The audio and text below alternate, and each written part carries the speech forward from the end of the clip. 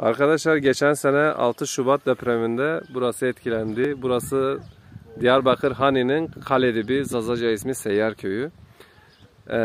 Yani burası camiydi. Biraz önce de biz zaten çekim yaptık. Cami olmadığı için çadırda namaz kılıyorlar köylüler. Böyle yani. Baksanıza ağaçlar bile zarar görmüş.